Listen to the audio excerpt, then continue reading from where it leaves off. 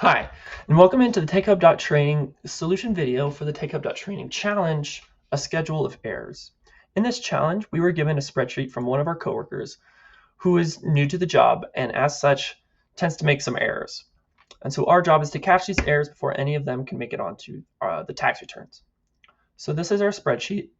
And the first thing you want to do in a spreadsheet that is very formula based, see that all four of these columns are formulaic in nature, is you can go to the Formulas tab and you can show formulas. This will, instead of showing the values of the cells, it'll show you the formulas that have been inputted. And this will help you look for patterns in the formulas. Because calculate depreciation book, you take the cost, you subtract the salvage value, and you divide that by the useful life. And so if you look down here, all of them should be the same columns, B minus F divided by C. This one here is B minus F divided by E. That E is the current year, but it should be the useful. And so now we can fix that. This one's missing parentheses, etc., and so on. So it helps you look for patterns that are incorrect in the formulas. Likewise, it can help you find stuff like this.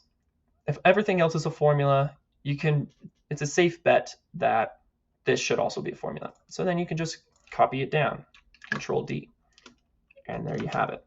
And in the spreadsheet, you'll notice that as you fix things, you get different letters popping, words, punctuation popping up, telling you that you found an error, and when you find them all, you'll have a nice little message.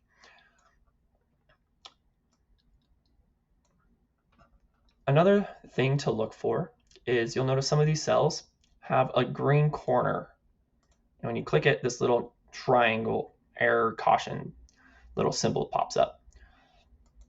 And what it's doing is Excel understands that when a whole column is a formula and most of them are the same exact pattern, if one of them's a little bit different, it'll say, I think this one's an error. You should look at it.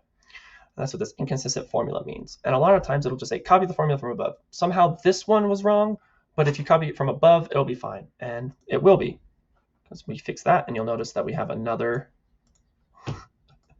like how we're getting all the punctuation ones first, another clue to the message. And so that's another another error checking tool, what I called error checking. Finally, I just want to show you what I think is probably the hardest one, because it's not, Excel wouldn't know it's an error. You would have to understand the tax rules for it. So we're going to look over here in column L, 13 and 14. We'll look at 14 first, because for tax purposes, we do not care about salvage value. And this one's taking salvage value into account. So if we just get rid of that,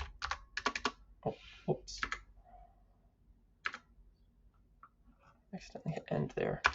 Get rid of the F column, and we go down, we have another word.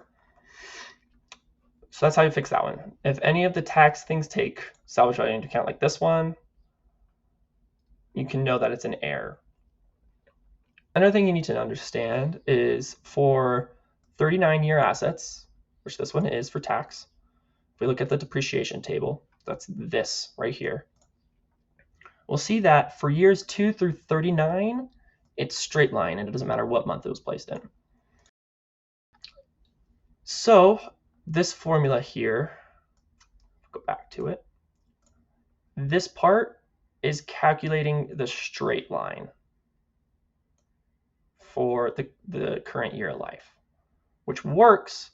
However, it's counting the first year as at the same percent as this, which, as you can see, is not the case. So what we need to do is we can find this straight line for every year. We just need to subtract it by 1, so it does not count the first year. And then we need to add the first year depreciation on separately, which happens with this B13 times the depreciation table K13. If we find K13, that's this cell right here. So that's the first part. The second part is finding this, it's getting the straight line percentage and it's multiplying by the current year of life. However, we need that to be -1 so that it doesn't double count the first year. So that's how you fix that one, is a -1. And you can look at this one as a template for that, because this is also a 39-year asset. And so you'll see that we have another word in our little message. So those are some of the tricks in finding the errors on this challenge. I'll quickly just show you the solution file. This shows you where all of the errors are, and it has a little comment as what went wrong and how to fix it. So that is the solution video. I hope you enjoyed it and learned a little bit about tax and error checking in Excel. Have a good day.